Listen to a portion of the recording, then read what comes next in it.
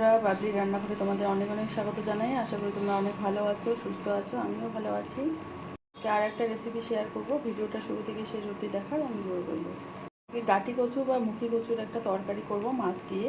তো মাছগুলো আমি হলুদ মাখিয়ে নিয়েছি নুন দিয়ে, আর গাটি কচুটা একটু হাফ সেদ্ধ করে নিয়েছি। কড়াই বসিয়ে দিয়েছি, কড়াইটা গরম হয়ে গেছে, সর্ষের তেল দিয়ে দিচ্ছি। তেলটা গরম হয়ে গেছে, এবার মাছটা দিয়ে দেবো।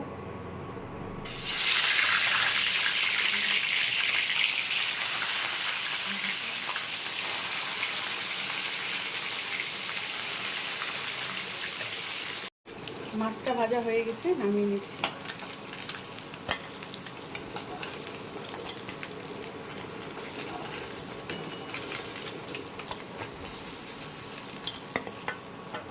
এই তেলেই আমি পেঁয়াজটা দিয়ে দিচ্ছি,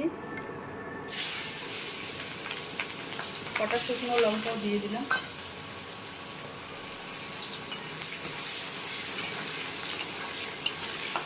পেঁয়াজটা আমি ভেজে নিয়েছি, এবার পাঁচফোড়ন দিয়ে দিচ্ছি।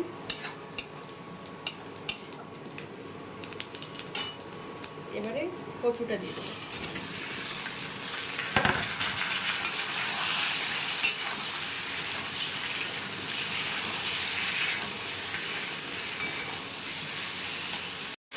এবার আমি পরিমাণ মতো লবণ দিয়ে দেবো, হলুদ দিয়ে দেবো।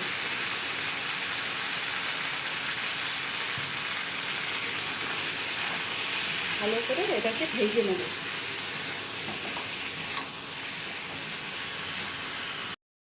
একটু জিরে গুঁড়ো দিয়ে দিচ্ছি, এক চামচ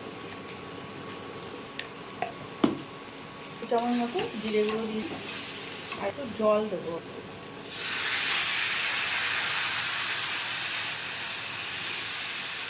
কচুটা হাফ সেদ্ধ আছে, এই জলে একটু সেদ্ধ হয়ে আসে, তারপরে আমি ঝোলের জলটা দেবো, একটু সেদ্ধ হয়ে আসে।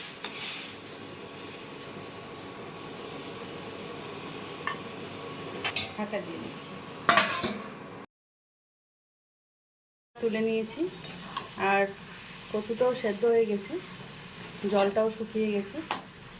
এবার ঝোলের জলটা দিয়ে দেবো আমি। ঝোলের জলটা দিয়ে দিচ্ছি, গরম জল এটা।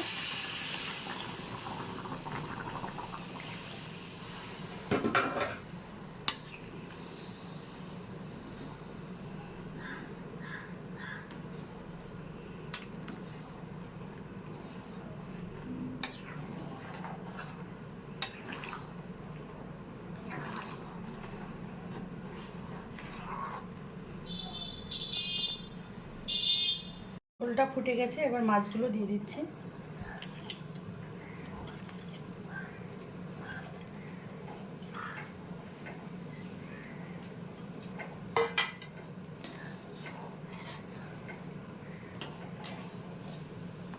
মাছটা দেওয়ার পর একটু জাল করে নেব 15 মিনিট খানে, তাহলে যদি কচুটা যদি কম সেদ্ধ থাকে সেটাতে সেদ্ধ হয়ে যাবে।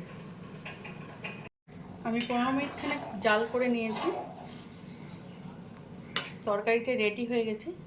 তো এটাকে নামিয়ে নেব আমি, গ্যাসটাকে অফ করে দিচ্ছি।